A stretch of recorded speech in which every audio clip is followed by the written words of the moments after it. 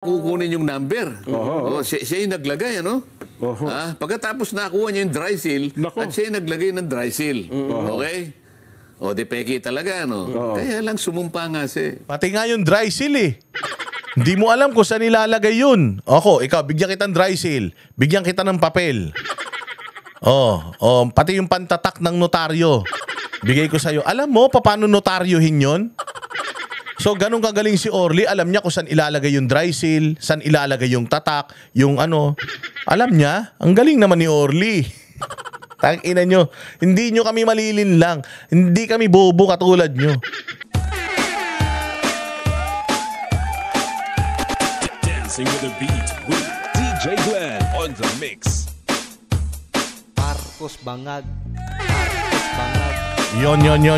Magandang araw mga bossing. Ito na naman ang inyong pinakapaboritong fake news peddler sa balat ng YouTube, Boss D.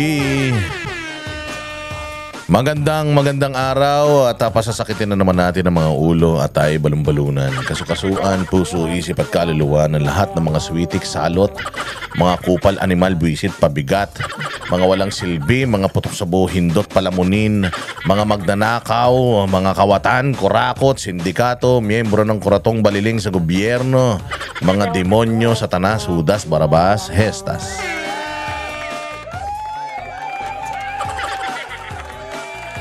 Nako po. Another day, another uratan session. Ayan, pasensya na atin na hindi tayo nakapag-upload ng mga video nakaraan dahil tayo busy. Busy tayo sa sa pagpapapayat.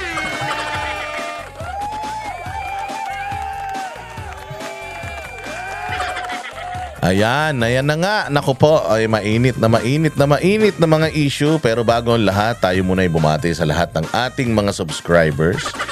Sa lahat ng mga bagong subscribers, lahat ng mga nanonood. Oo, yung mga nanonood na hindi pa po nakasubscribe, nakikita natin yan. Kayo po ay mag-subscribe muna bago mag-comment. Importante po ang inyong mga comment dahil nakikita po ng kinauukulan na kayo po ay mga totoong tao. At kayo po ay talaga namang nakikisimpatya at talaga namang nakikialam sa lahat ng issue ng gobyerno.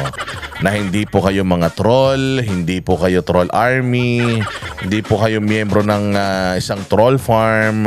Kayo po ay totoong mga Pilipino, botante, nagmamahal sa bayang Pilipinas, ayaw sa korupsyon. Ipakita nyo ang inyong boses. Oo ha, ipakita nyo ang inyong boses mga bossing. At mag-like, mag-share. Sa mga hindi pa po nakasubscribe, subscribe po at hit the notification bell para lagi kayong notified sa lahat ng mga kabalbalan natin dito sa YouTube.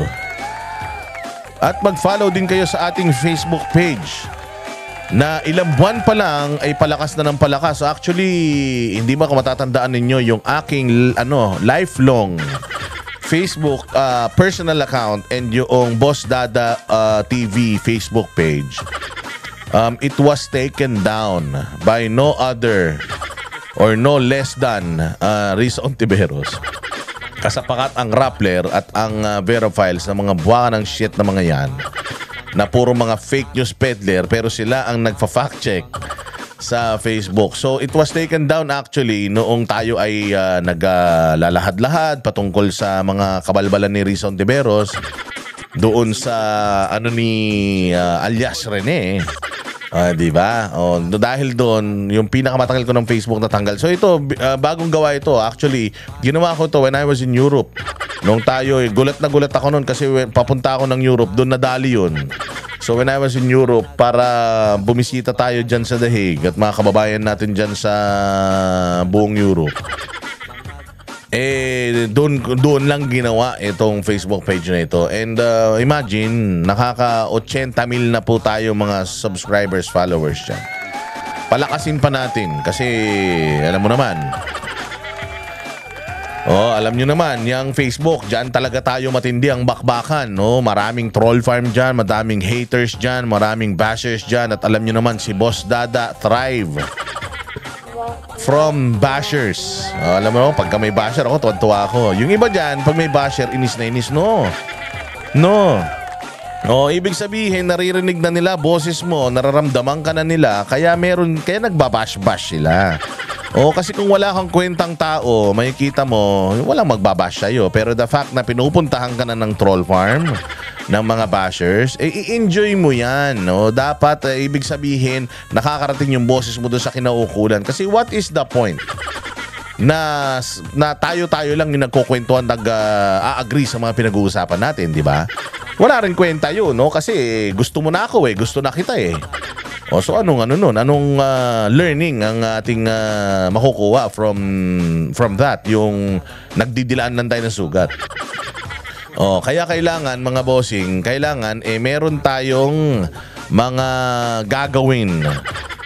Para ang mga hayop na mga troll na yan ay mawala sa mga landas natin.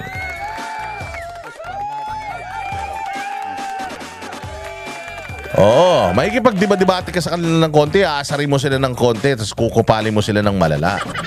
Di ba? Para talagang yung iyong sokmed ay may katuturan. Isang beses na may masagot ka dyan, sa sobrang inis niya, mamatay siya. Atakin siya sa puso, pumutok ang ugat niya sa utak. Di ba ang ganda? Good riddance. May isa nang nawalang bobo sa mundo.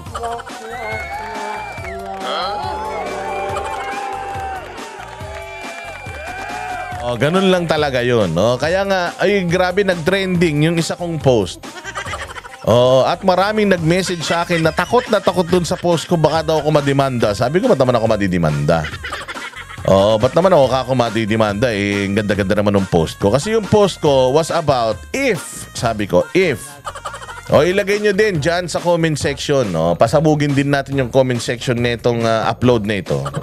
Nitong vlog na ito. If, for example, if, let's say, mahatulan ng kamatayan sa kasong pandarambong itong si Zaldico, itong si Martin Romualdez, at saka itong si Bongbong Marcos. Hindi ko sinasabing mahatulan sila at mandarambong sila.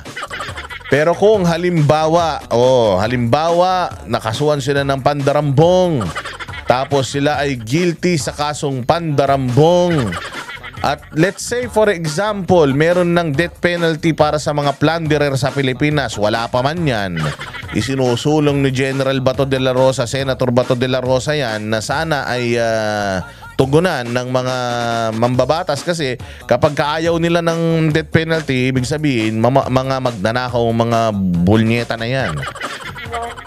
Lahat ng mga tatanggi dyan sa death penalty na gagamitin ay human rights pack shit. Ibig sabihin mga kawatan yan.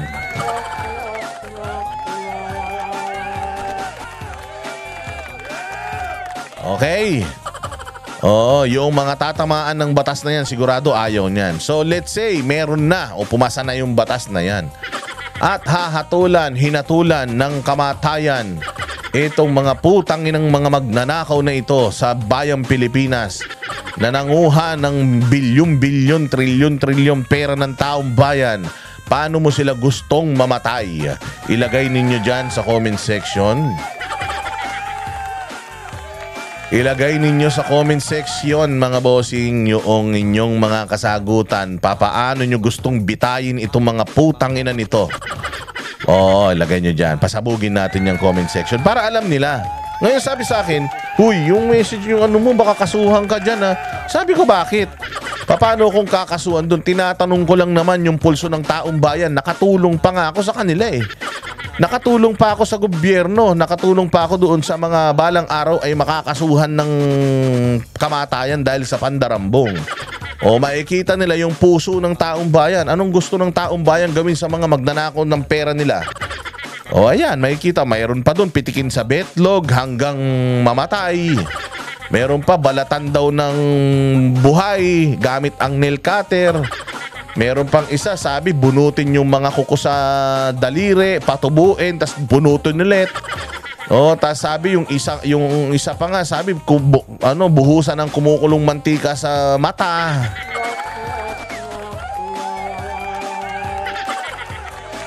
Oo, yung isa daw barinahin sa tumbong, mga ganun eh. Ang daming mga gusto nilang gawin. Talagang doon mo makikita sa comment section ng post ko na yan sa Facebook. Doon mo makikita kung gaano karami ang galit at ano ang pulso ng taong bayan patungkol sa pagnanakaw na itong malawakan.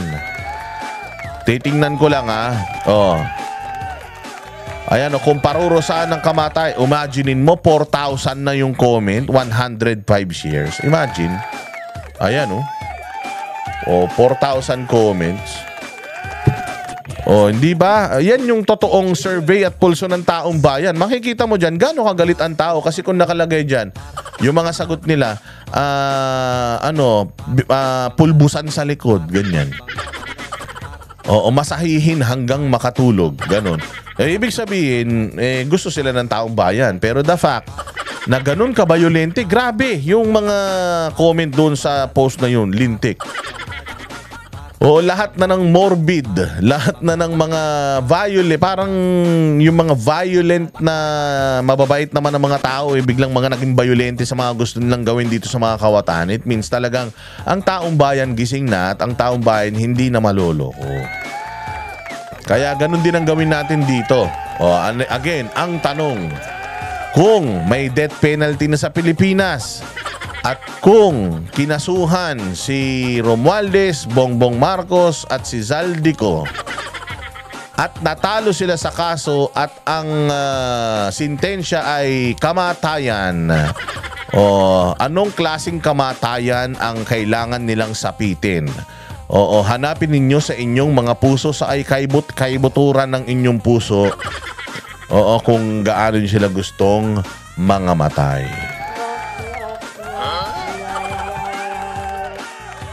Okay. Ayan na nga. Abay, magsimula na tayo mga bossing sa ating palatuntunan.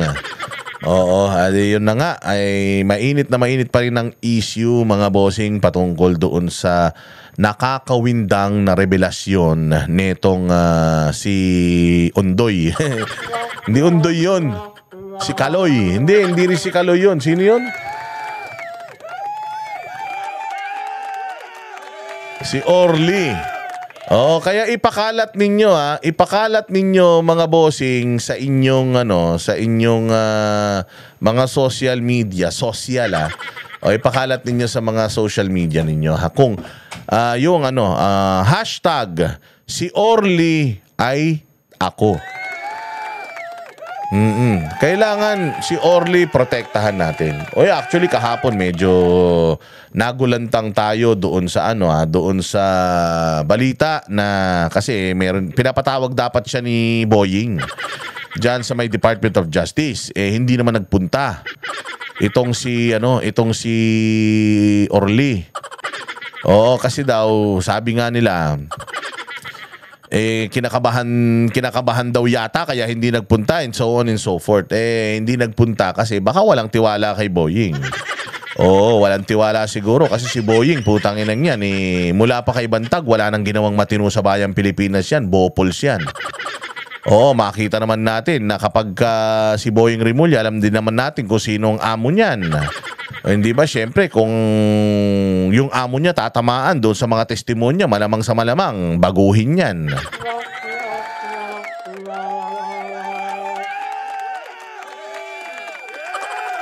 So, hindi siya umatin doon, mga bossing, at hindi daw siya makontak. Pero, isang magandang balita, mga boss, kasi yung kanyang nilapitan na si Congressman Mike Defensor ng 3rd District ng Quezon City. Dating congressman yan. Si Congressman Mike Defensor, mga bossing. Ay, hindi na pala sa 3rd District, no? Hindi, party list na siya nung siya ay naging congressman. Pero congressman yan ng 3rd District ng Quezon City. Ano ba sasakupan 3rd District? Yan, Cubao, Katipunan, UP, Balara, yan yung mga 3rd District ng Quezon City. Project 4, Murphy, Libis, Bagumbayan, dyan sa Eastwood. Kaya nga sabi ko, hindi naman binabaha yung mga yan. Bakit si Franz Pumarin? Laki-laki ng flood control project. Hoy, imbestigahan nyo yan si Franz Pumarin, ha? Congressman namin yan, kaibigan ko pa yan. Pero kung nagnakaw yan sa pera ng taong bayan, putangin na yan, dati pako sa krus yan. So si Orly hindi siya nagpunta. Sabi naman ni Mike Defensor na nilapitan niya na pinaalagaan daw siya ng mga kapwa niya Marines. Nakita niyo naman, tapang-tapang ni Orly. Sabi ni Orly, hindi daw niya kailangan ng witness protection program, magbarilan tayo. Kung gusto ninyo. Ganyan ang mga Marines. So talagang alam mo na hindi siya takot at inilabas niya yung kanyang mga nalalaman dahil ginagawang basura Binababoy ng gobyerno, mga kawatan sa Pilipinas. Mantakin mo, ginagamit yung mga militar para sa mga maruruming gawain nila. Nganuwa ba naman basurero? Utangin na nyo talaga. Ginamit nyo na nga yung mga pulis. Ginamit nyo na yung mga pulis sa panghahayop kay Pastor Kibuloy. Panghahayop kay Pangulong Duterte. Panghahayop sa mga mamamayan ng Davao. Ginamit nyo na yung mga pulis. Pati ba naman sa mga pagnanakaw nyo, ginawa nyo pang tagabuhat. Tagabuhat ng mga ninakaw ninyo sa bayang Pilipinas, etong mga sundalo natin na nag-aalay ng buhay araw-araw para lang mabigyan tayo ng malayang pamumuhay. Mga putang ina nyo talaga. Mga hayop kayo. Antitino nitong mga sundalo. Nakapasa sa training, labanan ang mga terorista komunista, nakikipagbarilan sa bundok, lahat ng iutos nyo, ginagawa. Takin nyo, pati ba naman yung pagnanakaw nyo, dinamay nyo pa naman yung mga malilinis na mga tao na itong mga hayop kayo talaga. And speaking of, di ba may good news naman tayo. May good news naman tayo kahit na papaano. Mamaya pag-usapan natin yung good news kay Pangulong Duterte dyan sa ICC update. Pag-usapan na natin ngayon, di na muna.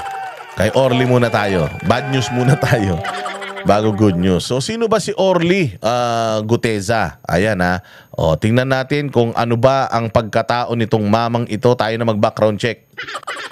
Ito si Orly Guteza. Tuluyan na ngang inilaglag ng sarili niyang empleyado si Ako Bicol Party List Zaldico kaugnay sa isyu ng korupsyon. Sino siya? Personal empleyado ni Zaldico. So, hindi naman to kapitbahay lang. Si Orly Guteza ay hindi naman tropa pits lang. Hindi naman siya katong-itan lang, kasamaan sa madyong, nakasama sa outing. Siya po ay isang empleyado at hindi lang basta empleyado. Siya po ay close-in security, bodyguard, errand boy. Kung gising si Zaldico, gising ito. Kung nasan si Zaldico, nandirito to. Kahit tulog si Zaldico, gising ito, binabantayan siya. Ganon katindi ang kumbaga insider information na meron itong si Orly Guteza. Again hindi ito marites lang. Ito ang mismong errand boy.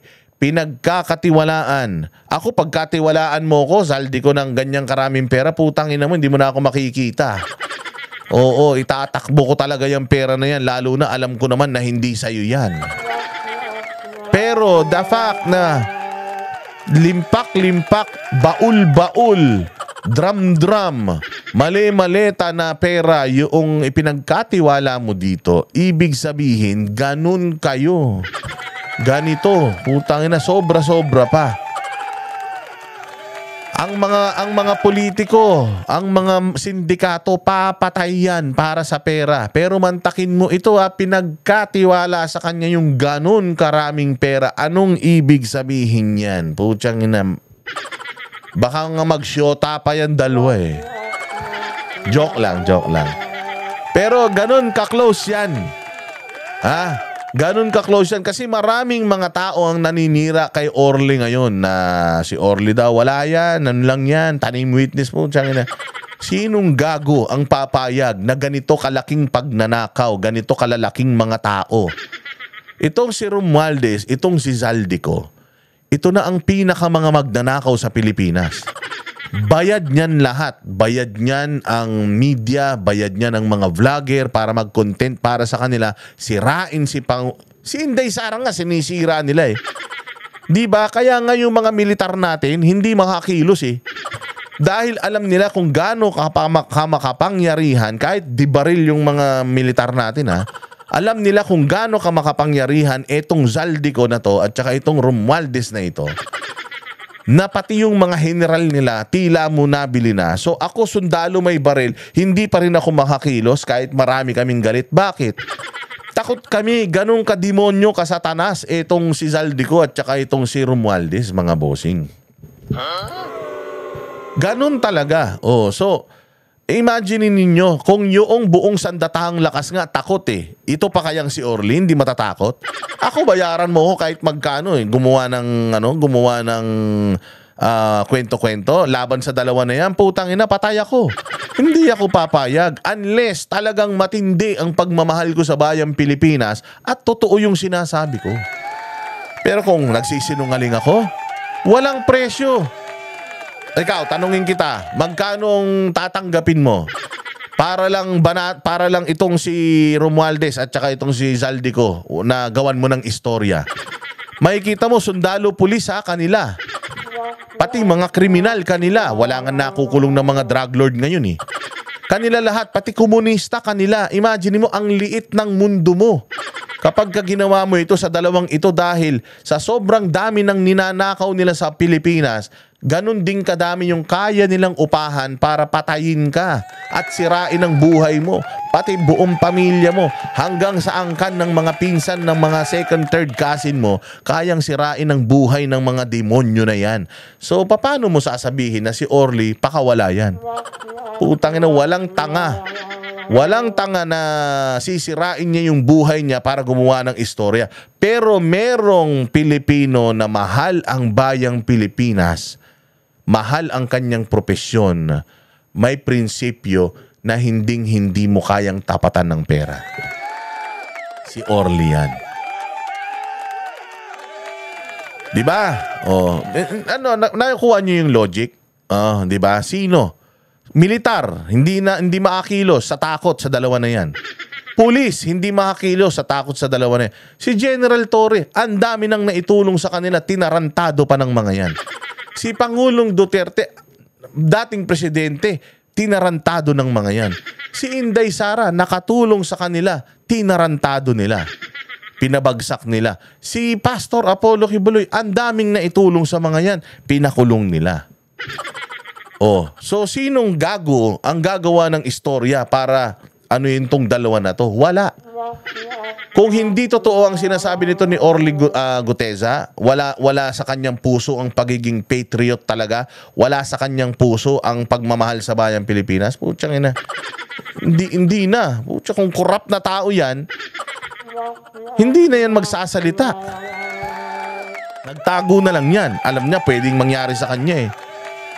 Pero the fact na isinangkalan niya yung sarili niya, pamilya niya, mga mahal niya sa buhay, kaibigan niya, damay lahat dito. Sa laki ng sindikato na to, maniwala kayo, sabi ko nga sa inyo, 2.2 billion, 3 times a week. Putangin ng ganyang karaming pera na yan. Sabi ko nga sa iyo, magkano na lang halaga ng buhay ngayon? 5 piso, baka may ano na eh. 5,000 pala, wag naman 5 piso. 5,000 baka pwede nang mamatay ka dahil sa 5,000 eh. Sabi ko nga sa iyo, inutangan yung barkada ko, inutangan lang ng 1.5 eh. Nung isa kong tropa, pinagdasal niya na yung tropa ko mamatay eh. Mamatay na sanang hayop na yan. Sabi ko, bakit? Ba't gusto mo na mamatay? Yung tangan ako 1.5 tapos di ako biniyarang visit na yan. Mamatay ng visit, 1.5 lang, gusto mo na mamatay yung tao? Grabe ka naman, ako na magbayad. Oh. Ganun ngayon. Oh, tuloy natin. Sino pa ba si Orly? Sa Senado, ikinuwento ni Orly Guteza kung paano umano dinadala kay dating House Speaker Martin Romualdez ang male-maletang pera. Pero, sino nga ba si Orly Guteza? Sa nakuhang resumes ng Billionario News Channel, tubong masbate si Guteza. Nagtapos ng BS Criminology sa St. Ferdinand College, Iligan, Isabela at isang retired personnel ng Philippine Marine. Sa Retired personnel ng Philippine Marine. Oh, ito ang kanyang mga ito ang kanyang mga specialty. Basic pistol marksmanship training. Open water diver. Ako magaling pan lumangoy ito, syempre Marines eh. Close quarter battle. Putik yan, magaling makipagsuntukan to. Basic bomb identification training, peacekeeping operation training, marine basic warrior course. Pucha, mga warrior to. Palagay ko, yung mga kalaban ni Little Mermaid, hinahunting nito. Marine Basic Non-Commissioned Officer Leadership Course, Marine Advanced Non-Commissioned Officer Leadership Course, Marine Basic Airborne Course. Ayan, lumulundag. Mataki mo, ano na sila? Lumalangoy na, lumilipad pa. Combat Tactical Intelligence Course, VIP Protection Course. Ayan na yon, siguro kaya nag-VIP security siya. Photovoltaic ba yung tawag dyan? System installation. Oo, ano ba yan? Parang ano na to parang test na to. Ano pa? Kanyang work experience, lumitaw na bago siya magtrabaho kay Kong Zaldi, naging VIP. Naging VIP siya. Enlisted personnel, Philippine Marine Corps. Grabe yan. VIP security sa Bureau of Customs. Siguro, puros mga kriminal eh. Yung mga pinagsilbihan niya VIP security, Bureau of Customs, talagang pucha yan. Makikita mo talaga yung dyan, yung mga magnanakaw dyan. Unless, nung naging Bureau of Customs siya, nung panahon siya ni Pangulong Duterte, na winawarak ni Pangulong Duterte yung mga nakukuhang mga smuggled na mga sasakyan. Ngayon, tinan mo, ang winawasak, vape. Alam mo kung bakit vape ang winawasak? Di umano si Sandro Marcos daw ang may-ari ng lahat ng vape sa buong Pilipinas. At balitang-balita, marami tayong mga kaibigan na mga nag-vape, yung mga ninegosyo ng vape. Madami daw silang mga orders sa China na mga produkto na ibibenta nila dito sa Pilipinas. Lisensyado mga to may mga DTI to. May mga permit itong mga to na magtinda ng mga produkto na yan dito sa Pilipinas. Nagbabayad pa ng buwis ang mga yan Pero alam nyo ba na yung mga nag-invest na mga Pilipino na naglagay ng kanilang mga pera, nag-order. Alam nyo ba na tumawag yung mga manufacturer nila from China at sinabi daw sa kanila na, uy, paano na tong order mo sa akin? May tumawag dito na taga-gobyerno ninyo na hindi daw nila papayagang makapasok yung mga produkto sa bansa nyo. Paano na yan? Ang dami mong in-order, nag-down payment ka lang. Ngayon, syempre ako, namuhunan ako. Limbawa, meron ako 5 milyon. Last 5 million ko na yon. I-invest ko. Pagbalik dito, may ibibenta ko, madodoble ko yon. At least kikita ako ng mga 10 milyon. Yung mga manufactured daw sa China ngayon, hindi daw makapagpadala dito, naaayon sa mga order ng kanilang mga customer dito, naaayon dun sa customized requirement ng mga customer nila dito. Kasi nga daw, haharangin sa mga pantalan natin yung mga yan. Alam nyo ba kung bakit? Kaya haharangin kasi ang gusto daw, noong itong Sandro, siya lang ang may-ari ng mga vape product sa Pilipinas. Grabe, no? Tangina, pati ba naman yan? Ito, lang to malamang sa malamang, hindi totoo to. Kasi ako naman na nagsasabi kwento-kwento lang naman yan. Wala man akong ebidensya. Pero yun ang kinukwento sa akin. Wag lang kayong maniwala. Sa akin kinuwento, di naman sa inyo Kinuwento sa akin na nung mga kaibigan ko na nagninegosyo, sir, down na ako ngayon. Talagang ubos ang pera ko kasi nag-invest ako para down payment doon sa mga produkto na dapat darating sa akin para inegosyo ko dito. Hindi na mapaparating dahil nga hinaharang netong mga tolongges na ito. Nakikita nyo ng mga nakaraang araw ang sinisira ng Bureau of Customs, vape, di ba? Tandaan ninyo, balikan nyo yung mga balita. Milyong-milyong halaga, bilyong-bilyong halaga ng vape products ang sinira. Ginipinipison.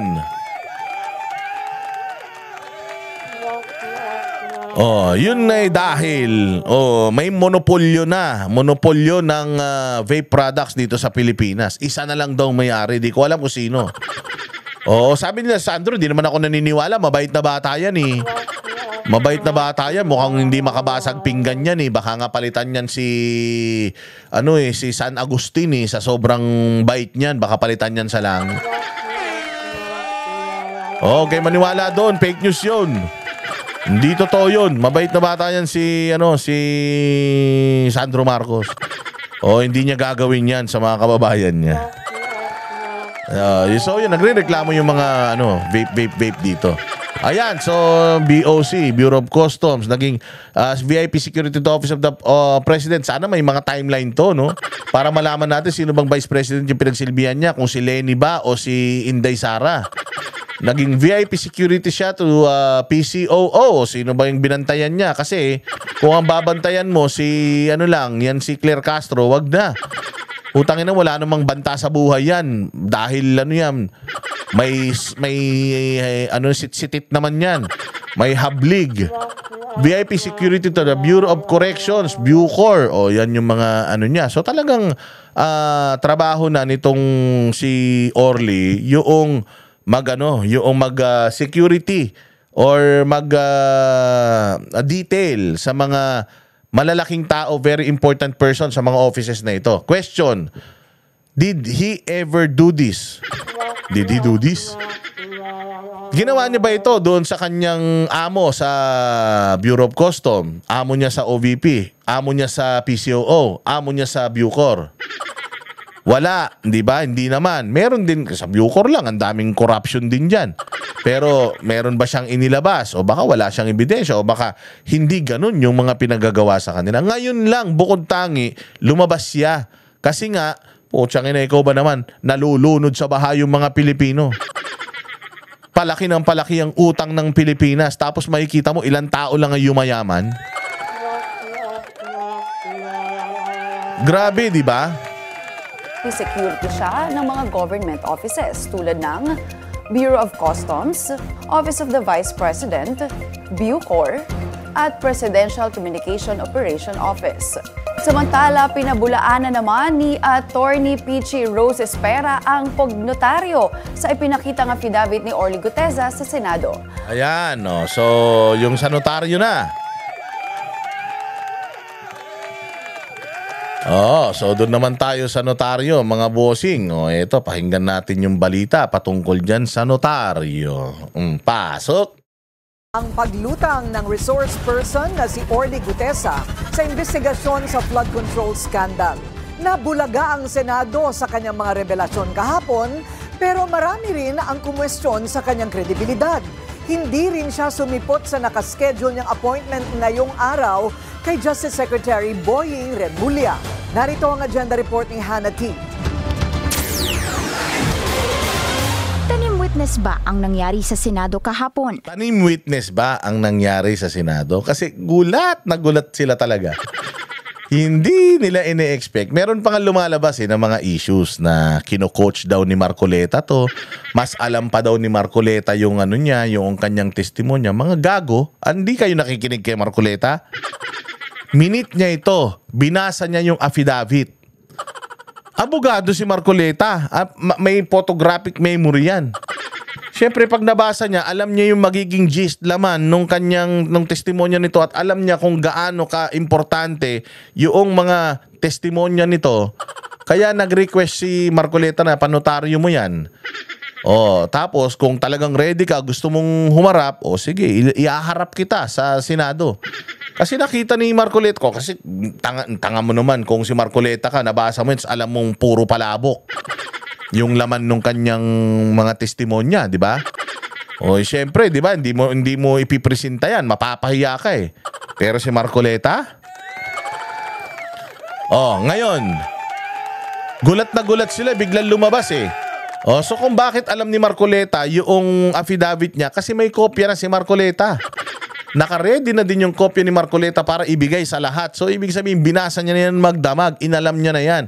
At alam niya na kung anong mga itatanong niya. Alam na rin niya kung ano yung mga itatanong ng mga senador dito sa mamang ito. Kasi hindi lang nakatanggi si Lacson kasi live eh. Meron akong testigo. Okay lang ba? Tawagin ko. Pucha, si Lacson nagulat. O sige, tawagin mo. Hindi niya alam na papangalanan pala yung mga amo nila. Yung nasa suspect protection program nila.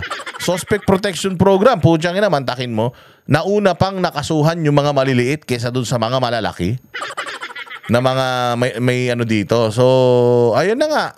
Notaryo, siyempre, pag kuha ni ano yan, ni Marcoleta yan, titingnan niya yung notaryo. Abogado naman si Marcoleta. Magaling na abogado, congressman, senador, tumanda na sa profesyon, alam man niya siguro yung peke sa hindi, di ba? Nakapagpanotaryo na ba kayo?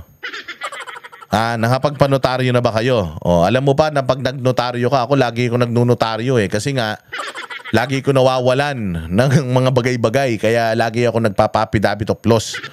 Aside from that, yung nakaraan, di ba, natatandaan ninyo yung i-file namin na ano dyan sa Supreme Court laban sa impeachment ni BP Sara, di ba? Yung i-file namin nila Attorney Torion.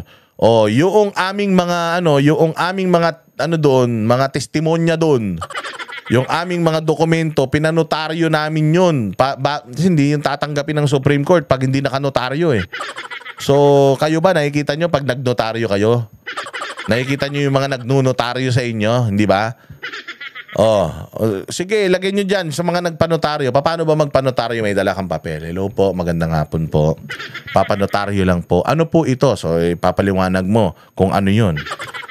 Tas notaryohan nila yon. Yung kopya sa kanila kasi ipa-file nila yon sa Supreme Court. Ipa-file nila yung pala sa korte yung mga ninonotaryohan nila, tapos may bayad yon. Ano yun? May dry seal yan, gaganunan, tatatakan yan, tapos meron doon sa libro nila ng mga notaryo, merong numero doon, kung ano yung pinakadulo, yun yung ilalagay na numero doon, parang halimbawa A-7742, yung mga ganong code nung notaryo na yun. Tapos yung code na yun, para yun doon sa papel na yun, yung susunod na magpapanotaryo, yung susunod na code yung ibibigay sa kanya. Ganon yun.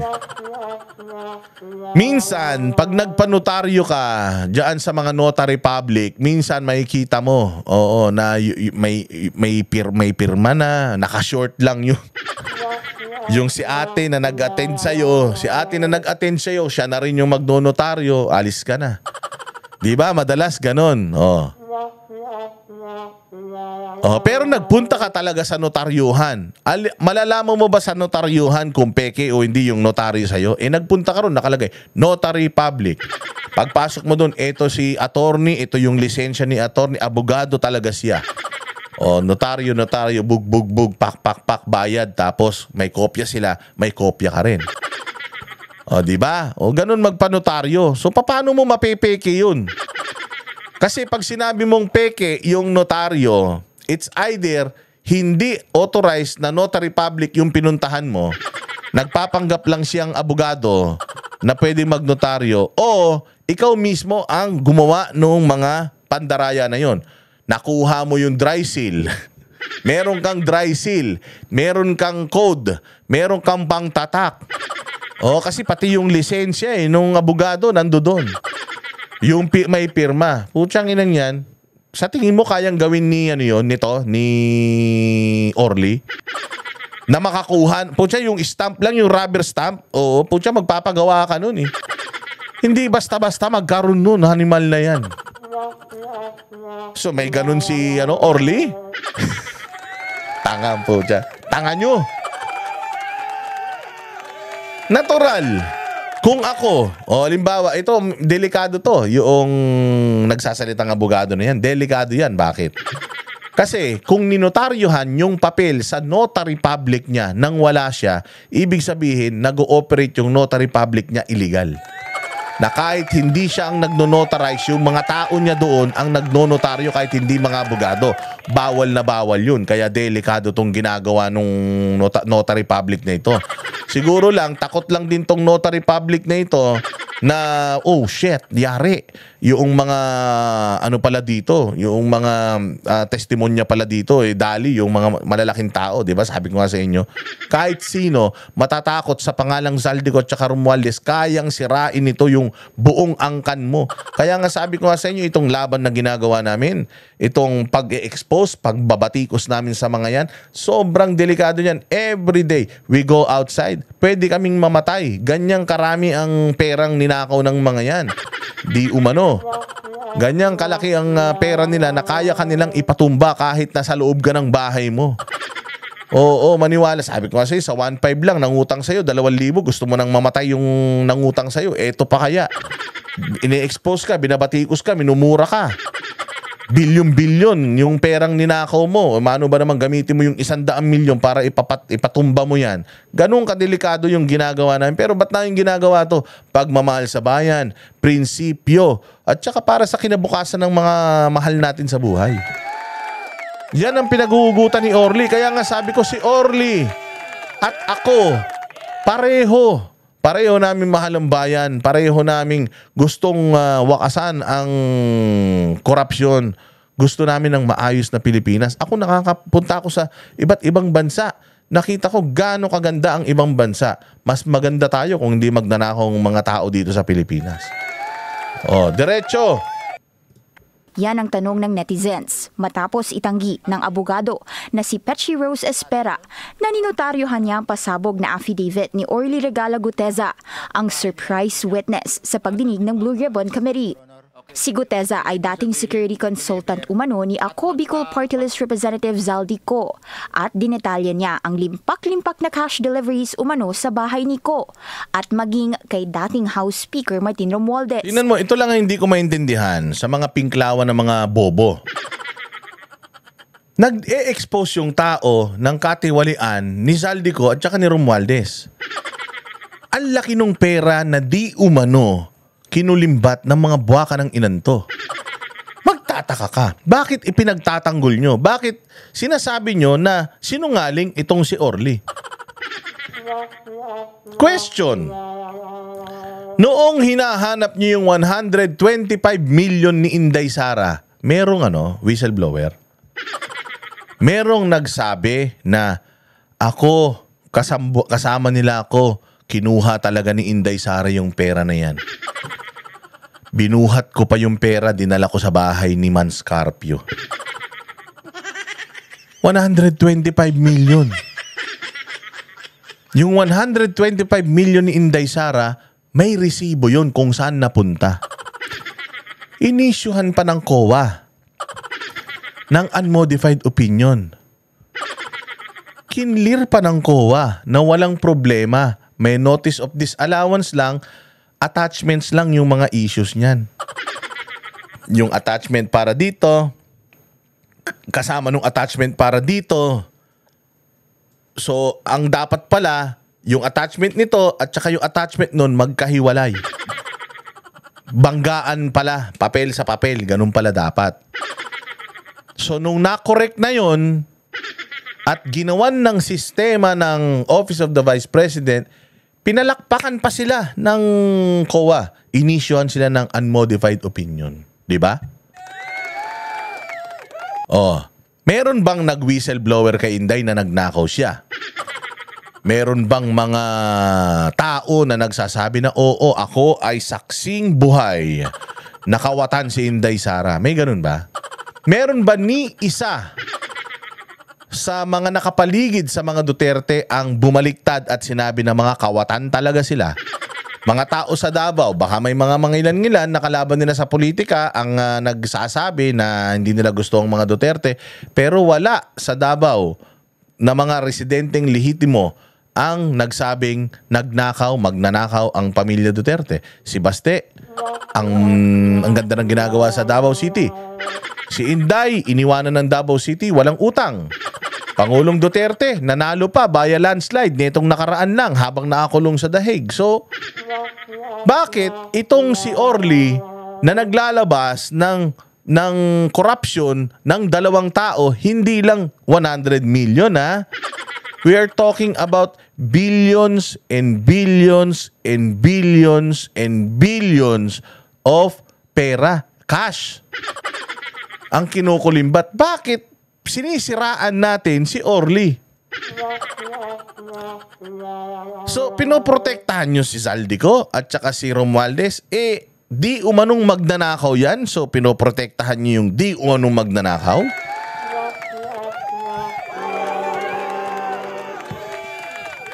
O, diba? Nakakagulat eh. Magtataka kasi ang pinakamagandang gawin natin dito, suportahan itong sinasabi ni Orly. Para ba sa sarili niya yan? Hindi ba yung ine-expose niya para sa inyo, para sa atin? Sinasabi niya na ako naghahatid ng pera. Saan galing yung mali-maleta na pera na yan? Hindi ba? Utang ina niyan. Ang daming sangkot dito, pati yung bangko kung saan winidraw yung mga pera na yan. Sangkot dito, ang higpit ng AMLAC, tapos mali-maletang pera yung nagpapaikot-ikot sa atin sa Pilipinas. Nakita mo yung bundle ng mga pera galing sa bangko?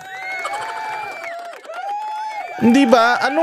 Hindi ko maintindihan na ano bang ginakagalit nyo sa mga Duterte? Na feeling ninyo, itong witness na ito na Orly, pakawala pa rin ng mga Duterte. Walang kapangyarihan ng mga Duterte ngayon. Panginoon ang kumikilos ngayon. Diyos ang kumikilos ngayon. Diyos ang nagbubukas sa mga isip nyo ngayon. Lahat nung naririnig nyong sinasabi ng mga witness ngayon, Diyos ang gumalaw niyan. Walang kinalaman kahit sino dyan. Konsensya nila yung umusig sa kanila. At yung konsensya na yan, nakakonekta yan doon sa langit. Ang naggigitara ngayon ng mga kwerdas ng mga konsensya ng mga tao ngayon dito sa Pilipinas, Panginoon. So bakit itong Orly na gustong magsabi ng mga kawatan itong mga to, bakit pinipigilan nyo? Anong meron? Bakit kailangang isalba, iligtas natin itong dalawang kawatan na ito dahil lang ayaw nyong maging presidente si Inday Sara, si Inday Lustay, na naglustay ng 125 million in 11 days? Putang ina nyo, 2.2 billion, 3 times a week, mga buwaka ng ina nyo. 1.5 billion per day na flood control project yung kinukulimbat nila. Tapos ayaw nyo lang kay Inday, sisirain nyo si Orly para makatakas tong dalawang di umanong kawatan na to. Ang ina nyo, nasa ng mga konsensya nyo, diretso. Basura ang tawag sa higit kumulang 48 million pesos na nasa bawat maleta. At ayon kay Guteza, si ACT-CIS Party List Representative Eric Yap nakapagpadala umano ng 46 na luggage. Ano, Eric Yap? Panahon pa ni Pangulong Duterte, di umano, kawatan na to. Kaibigan to, kasama to mismo sa party list, etong si Erwin Tulfo, yung asawa ni Rapi Tulfo. O hindi ba dapat yan ang 46 na maleta, 2.2 billion? Putsang inaayaw nyo tong mga ganitong revelasyon? Gusto nyo Inday Sara pa din? Ha? Panagutin si Inday Sara? Ang lumalabas, Eric Yap, Romualdez, Zaldico, Bong Revilla, Nancy Binay, Chis Escudero, Jinggoy, Villanueva,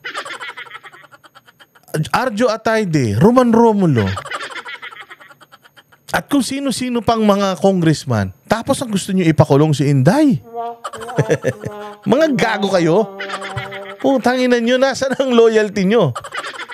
Putya, wala na yan. Pagka sa usapang korupsyon, dilawan, pulahan, Duterte supporter ka, iskonyan ka, satanista ka, wala na yan. Isa na lang ang laban natin. Wala nang kulay. Pera na natin pare-parehas yan.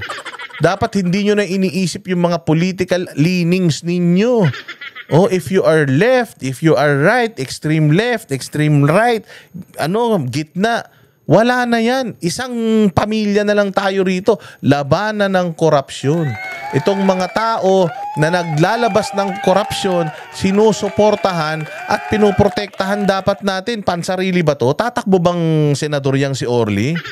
Si Orly tatakbo ba presidente yan? Hindi man politiko yan. Normal na Pilipino yan. Retired na nagsilbi sa bayan.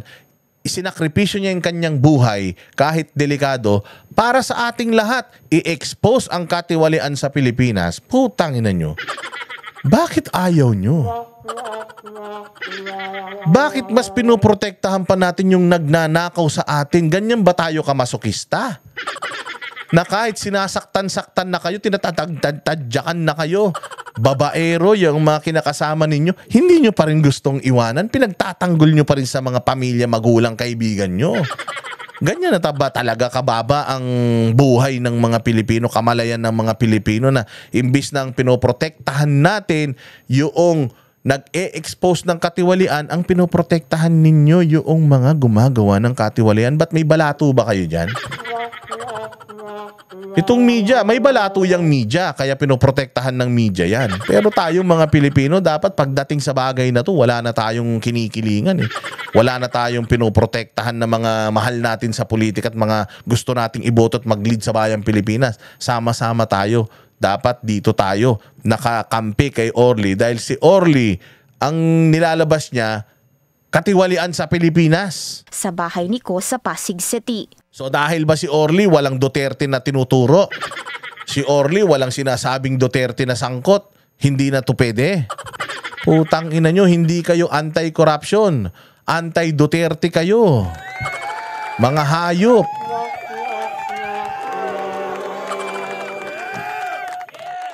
Sa katotohanan na ang lahat ay nilagdaan ko, ang salaysay na ito ay kusang loob at walang anumang pamimilit at bunsod lamang ng hangarin matulungan ang ating bansa. Kita sa huling pahina ng affidavit na ninotaryo. Ayan o. May tatak. Alam nga naman, magkaroon siya ng tatak na Pechi Rose Espera. Kaano-ano niya ba si Espera? But sana kung nanay niya yan, tiyahin niya yan, pinsan niya yan, kumari niya. Sino ba yan? May tatak oh. Oh, meron pang RTN 25cc, mga kung ano-ano. PTP, ayan oh, may mga kodo. Ganyan-ganyan pag nagpapanotaryo ko eh. Saan makukuha ni ni Orly to? At saka kung sakaling peke itong pinuntahan niya, paano niya malalaman? Eh, ang laki-laki na nakalagay sa labas, Notary Public. How will you know? Eh, ikaw, tanungin kita. Ikaw na nanonood ngayon. Magpapanotaryo ka. Papasok ka sa notaryo. Dito po ba yung magpapanotaryo? Anong sasabihin sa'yo? Eh, gago, pumasok ka rito. Laki-laki nung... Ba't ka pumasok dito? Kasi may nakalagay notaryo sa labas. Oh, tanga ka pala eh. May nakalagay na notaryo sa labas. Tapos magtatanong ka rito kung dito notaryo natural. Maglalagay ba akong notaryo sa labas kung wala nagnotaryo dito? Di ba? O dinapagalitan ka pa. O tatanungin mo, totoo ba tong notaryo nyo? Putang ina mo, doon ka na sa iba. Gaganunin ka niyan, di ba? O, ikaw on your personal capacity. Paano mo malalaman na yung Notary Public legit o hindi? Kompleto yun. May tatak, may dry seal. Paano mo malalaman? Putang ina nyo talaga, mga bobo kayo talaga eh. Yuhan ito ni Espera. Pero falsified at unauthorized ang notarial details nito. Ay naka, Tochi Pechi Rose. Yang pechi mo, pechiing kita eh. Pucha yan, ba't nag-i-issue yung opisina mo ng tatak mo? So, ibig sabihin, may tao ka sa opisina mo na inauthorize mo na gumawa ng mga notaryo na yan. Na hindi ikaw ang gumagawa, na inasa mo sa tao mo. Puchang inang may kasalanan dito, yung opisina mo. Ang dami-daming abogado sa buong mundo. Bakit si Atochi Pechi Rose? Yung mapipili ni Orly. Hindi ba natin siya tatanungin dyan? Ba't si Pechi Rose napili mo? Meron namang abogado dyan. Si Libayan, pwede naman. Abogado rin naman si Sal Panelo. O hindi ba? Abogado rin naman. Ang daming abogado sa mundo. Utangin na si Atochi Pechi, si Pechi Espera pa yung napili niya. Gano ba ka-importante to? Ayon sa abogado, wala raw siyang anumang partisipasyon sa pagsasagawa ng nasabing affidavit. Sino at paano nga ba lumitaw si Orly Guteza sa pagdinig? Ang tanong sana doon, ma'am, paano nagkaroon ng tatak yan? Paano nagkaroon ng control number yan? Paano nagkaroon ng dry seal mo yan? Ibig ba sabihin, ma'am, daan sa inyo kahit sekretary mo nagnonotaryo, bawal yun, ma'am. O hindi ba dapat yun ang tanong eh? Ipinakilala siya ni Senator Rodante Marcoleta sa komite. One day before the hearing, tumawag daw kay Marcoleta si dating Congressman Mike Defensor para sabihing may isang tao raw na gustong lumitaw kaugnay ng investigasyon ng Blue Ribbon Committee. Kalaunan, nagparaya si Marcoleta, nakipag-meet sa isang restaurant at doon niya nabasa ang draft ng salaysay. Sinabihan niyang panotaryohan daw ito kung buo talaga ang loob ng nasabing witness. At doon na nga lumitaw si Guteza. Pwede na nga, sabi nga ni Marcoleta, pwede nga ako magnotaryo, kaya lang hindi na kasi siyempre, senador ako. Tapos ano pa ako, member pa ako ng komite. O, hindi ba? Kapansin-pansin ang tila pag-coach ni Marcoleta sa surprise Kapansin-pansin ng tila pag-coach. Ang sinasabi ni Marcoleta rito, ito na naman tong bilyonaryong gunggong din eh. Habang sinasabi neto, kasi hindi naman mga sanay na witness tong mga to. At etong mga witness na ito, alam mo dito mo nga malalaman na yung witness, yung sinasabi niya galing sa puso eh. Bakit? Hindi siya nagbe-base doon sa sulat kamay niya, doon sa salaysay niya, hindi siya nagbabase doon. Dinadagdagan niya yung mga sinulat niya doon. Baka siguro, on top of his mind, may naisip siya, ito yung pinakamaganda. Kasi mas maniniwala ako na pag binasa mo yung salaysay mo, wala sa puso mo yun. Pero kapag kinukwento mo ng wala sa salaysay mo or meron ka naman sinumpang salaysay na nakasulat pero sinasabi mo yun nang hindi ka nagbabasa, ibig sabihin, nasa puso at isip mo yung laman ng papel na yun. Hindi siya kino-coach dito ni Marcoleta. Ang sinasabi ni Marcoleta, kung ano ang nasa papel na sinumpaan mo, na pinirmahan mo, na pinonotaryuhan mo, yun yung basahin mo. Huwag ka nang magpaligoy-ligoy. Doon ka magbase kasi mag-ano sila, yaan ang i-scrutinize nila. Yaan yung pinaiikot natin dito na papel na mabibigyan ng mga kopya itong mga senador. Diyan ka magbase. Kasi baka mamaya may malimutan ka. Hindi niya kino-coach, sinasabihan lang niya to stick to the document. Na ikaw ang gumawa, ikaw nagpanotaryo, ikaw ang sumumpa. Hindi niya kino-coach. Ba't naman niya iko-coach? Ang nagko-coach nga dyan, si Remulla eh. Binigyan nga niya ng papel, set of papers, etong si Alcantara eh. Naiyak si Alcantara eh. So, ibig sabihin, yung papel na yun, baka ayaw ni Alcantara yung laman nun. Kaya naiyak siya. Yun ang dapat na sinisilip nyo. Si Marcoleta, iko-coach ito, hindi naman niya tao to ni Defensor. Habang binabasa nito ang kanyang salaysay. Merong napuputol sa binabasa mo eh. No, ang linaw, may napuputol sa binabasa mo. Bakit? Habang nagsasalita si Orly o nagbabasa si Orly, tinitingnan ni Marcoleta yung papel niya kung parehas yung binabasa ni Orly sa papel niya. Ngayon, ba't nilagtawan niya to? Wait lang, nilagtawan mo eh.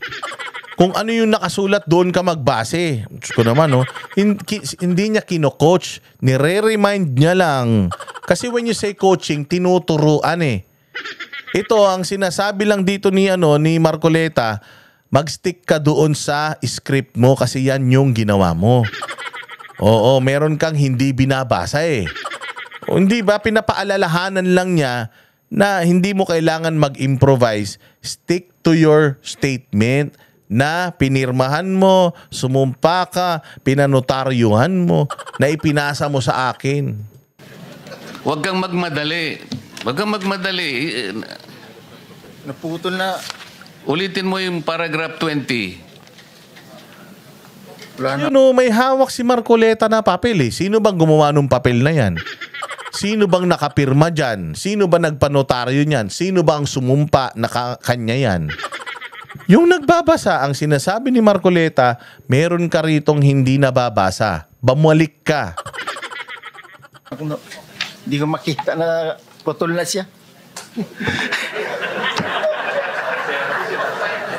Nakalap ng Bilyonaryo News Channel ang resume ni Guteza. Laking mas bate ito. Di ba? Ngayon pakinggan natin yung depensa ni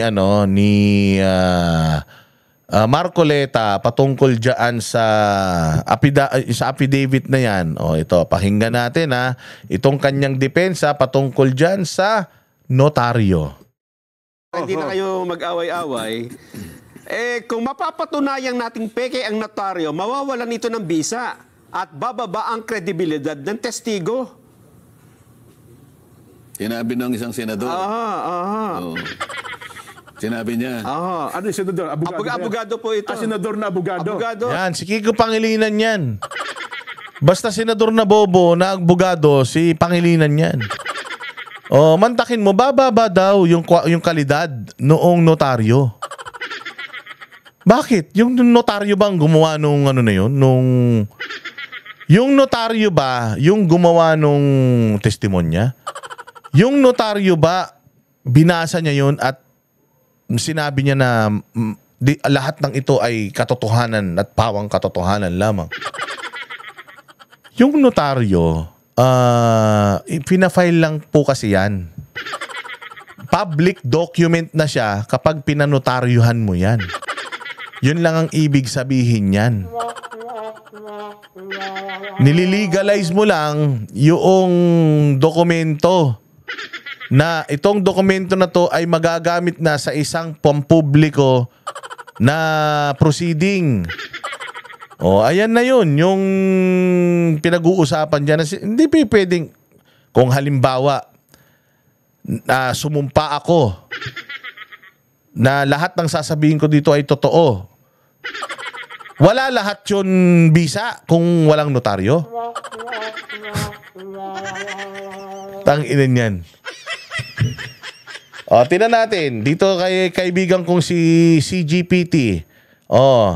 What is the importance of notary?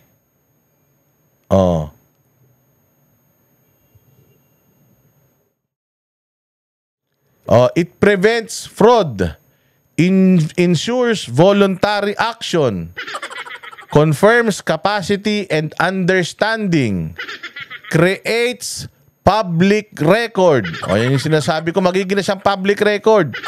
Legal requirements, adds credibility and trust. Adds. Ibig sabihin, credible na to, magiging mas credible pa.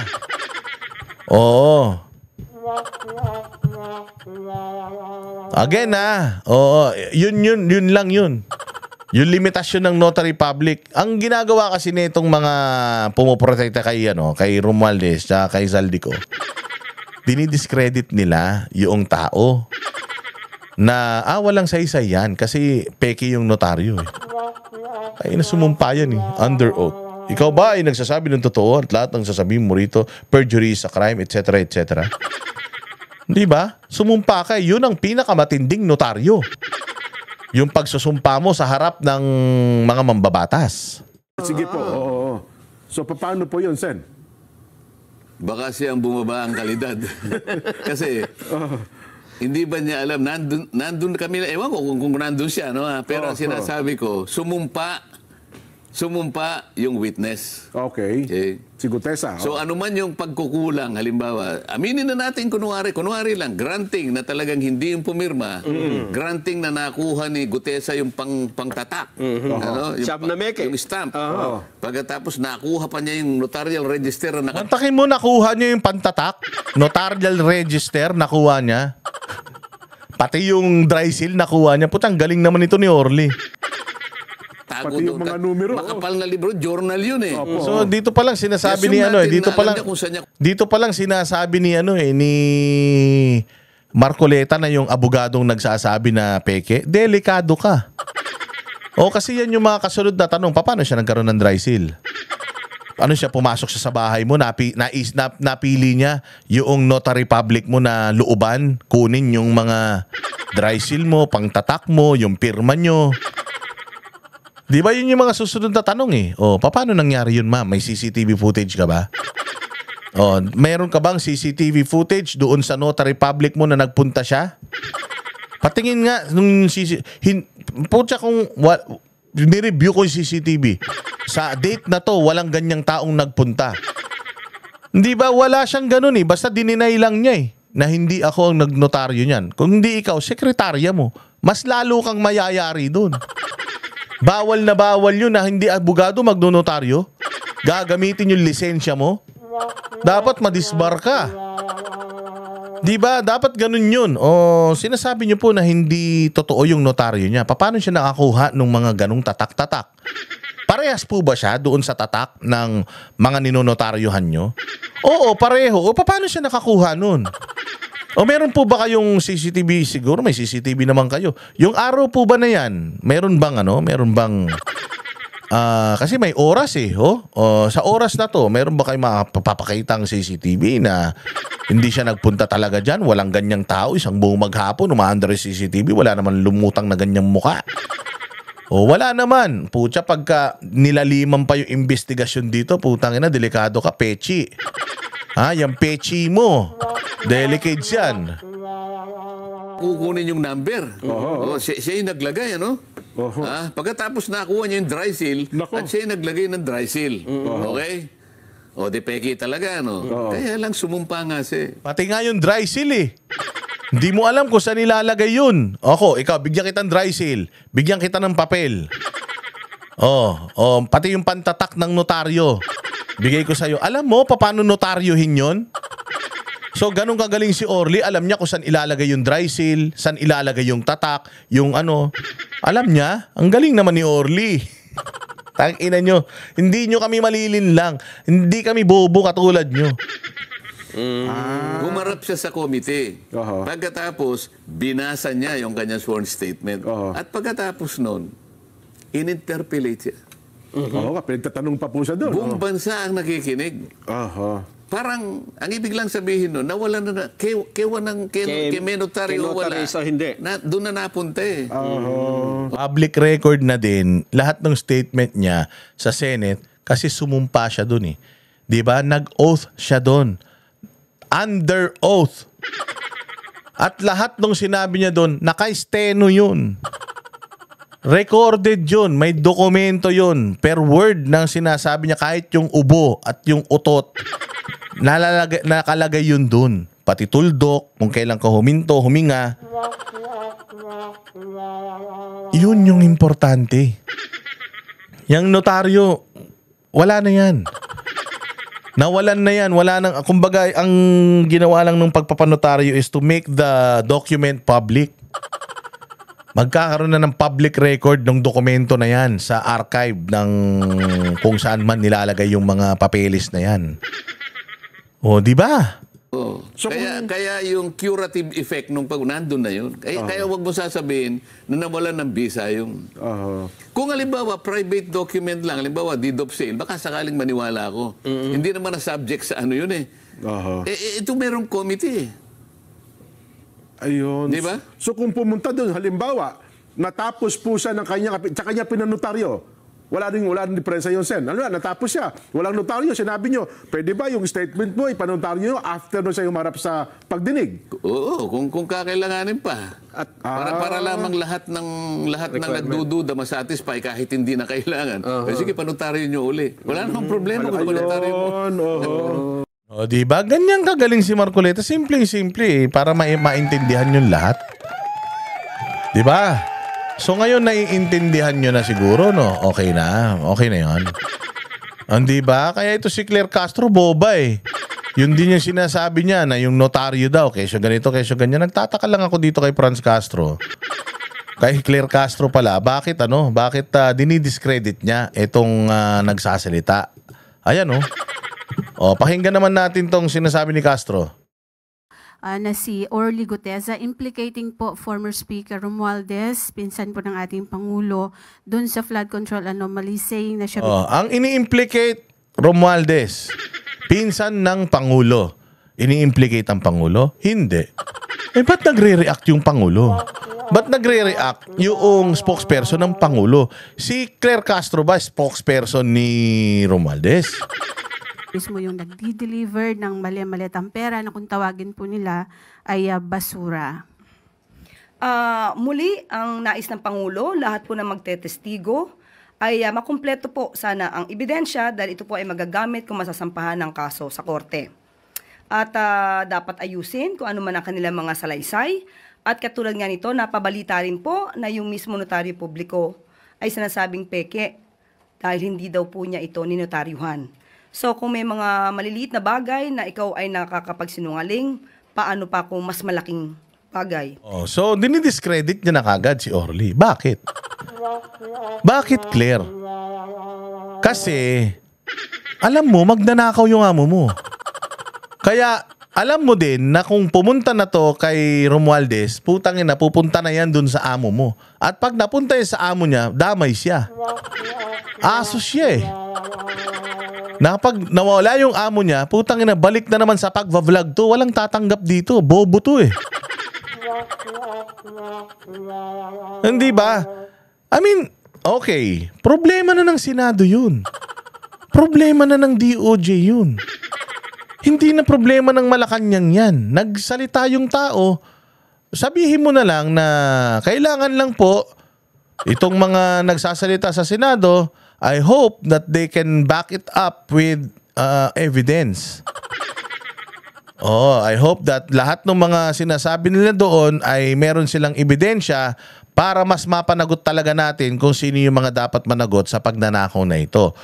Magiging totoo lang po ang mga pinagsasasabi nila sa Senado kapag yan po ay kinatigan na ng korte at kung meron po silang ebidensya. Kasi lahat po yan ng mga nababanggit dyan ay sabi-sabi lang kung hindi nila kayang magpatunay sa mga pinagsasabi nila. May kasabihan tayo sa korte na it is not what you can say in the court but it's what you can prove. Hindi yung masasabi mo, kailangan yung mapapatunayan mo. Ganyan po sa korte. Kaya paalala lang po sa mga resource person at sa mga gustong tumistigo, make sure po na meron po kayong mga supporting evidence diyan po sa inyong mga testimonya. Simple. Bakit mo kailangang i-discredit yung isang tao na ang pagsisinungaling sa isa ay pagsisinungaling na lasing? Ikaw nga, sinungaling kang buwaka ng ina mo ka eh. Fake news peddler ka eh. Paano kami maniniwala sa'yo? Ang dami mo ng fake news na pinagsasabi nun. So kung yung logic kay Orly, ia-apply namin sa'yo. Sa dami ng fake news na binitawan mo, dapat hindi na kami naniniwala sa'yo. Kasi kung kaya mong magsinungaling sa maliit na bagay, Claire Castro, kayang-kaya mo ring magsinungaling sa mas malaking bagay.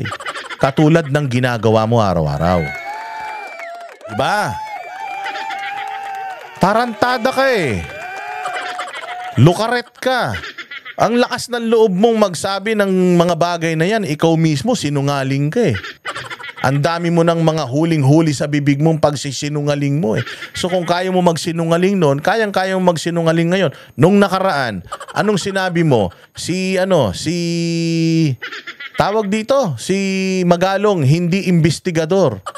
Tapos, hindi, sinabi mo pala, nung una, si Magalong, imbestigador sa ICC. Ano siya, yung consultant at mag-iimbestiga. Tapos, nung umalis na, nung nag-resign na, sasabihin mo, hindi siya investigador. O di ba, sinungaling ka. Ikaw ang sinungaling. Ikaw ang numero 1 sinungaling. Katulad ka ng amo mong si Bongbong na tanga. At saka yung 2 taong pinagtatanggol mo si Saldico at saka yan si Romualdez na mga magnanakaw di umano. Kaya tingnan ninyo yung sinabi ko nga sa inyo, yung comment section. Nung tinanong ko pagka death penalty, paano nyo gustong mamatay ang mga yan? Tingnan nyo, grabe yung mga sinasabi ng tao doon. Sa gigil sa inyo, pati sa'yo, Claire, gigil na. So, pero muli, ang lahat ng ebidensya, kung ito man ay lahat ay makukumpleto, yun po ay tatanggapin at kailangan lamang pong ibigay sa ICI at hindi naman po makikialam ang Pangulo dahil nga po mayroon na po tayong isang independent commission to investigate on this matter. Yun. Yun dapat. Hindi yung balitang nagsinungaling, nagloko. Kung nagloko ka dito, sa mas malaking bagay. Hindi mo na dapat sinasaklaw yun, Claire. Di ka naman spokesperson ni Romualdez eh. Tangina, hindi mo na nga kayang magsalita para kay Bongbong eh. Sasaklawin mo pa si Romualdez eh. Hindi ka naman katalinuhan. O ayan mga bossing. Sana kayo ay may natutunan, pero pag-usapan lang natin na mabilis yung kay Pangulong Duterte, no. May maganda kasi tayong balita kay Pangulong Duterte na mukhang maganda yung ating laban patungkol diyan sa ICC. Ang latest ICC update po is the defense team of former President Rodrigo Roa Duterte has informed the ICC that it has no objection to the conditions for his interim release following the postponement of his confirmation charges hearing. The president or the Philippine government has likewise expressed no objection and confirmed its cooperation with the ICC. A third country has reportedly offered to host the former President Duterte if needed. Palakpakan. So no objection sa gobyerno natin, no objection sa ICC, at no objections din sa kampo ni Pangulong Duterte patungkol dun sa rules and regulations nung kanyang interim release kung ibibigay sa kanya yung interim release. At may pangatlong country na. 1, 2, 3. Pumasok na po si Pangulong Duterte sa lahat ng parameters para sa interim release. And it's just a matter of time. I just hope that it's not too late. So let's continue praying. Again, God is watching us. God is always with us. Dinidinig ng Panginoon ang mga dasal natin. Matagal man, it takes time, pero nakukuha at ibinibigay pa rin naman natin. Huli man daw at magaling ay better late than absent. Okay? Better late than never. So, continue praying mga bossing. Napakalakas ng kapangyarihan ng pagdadasal. At yung connection natin sa Panginoon, gamitin natin para sa lahat ng mga suliranin natin sa buhay at suliranin natin sa bayang ito. Pinakikinggan tayo ng Panginoon. Lagi niyong tatandaan yan. Maraming salamat. Kita-kita po tayo ulit sa susunod na vlog. Kami ang boses ng masa, hindi natatakot. Katotohanan lang, di kami nalulunod. Walang bahid ng sismis, lahat ay totoo. Kahit sino ka pa, pag mali ka babanatan ka. Walang pinipili kulay, wala kaming kinikilingan. Basta para sa bayan, kami lalaban. Pagdama palakpakan, pag mali banatan. Di matitinag, di matatakot, para sa bayan tuloy ang sigaw. Sa harap ng kamera, walang halong takot. Mga baluktot, lahat kayo'y tutumba. Ang hustisya at totoo, yun lang ang mahalaga. Kahit sinong harang, di kami matitinag. Walang pinipiling kulay, wala kaming kinikilingan. Basta para sa bayan, kami lalaban. Pagtama palakpakan,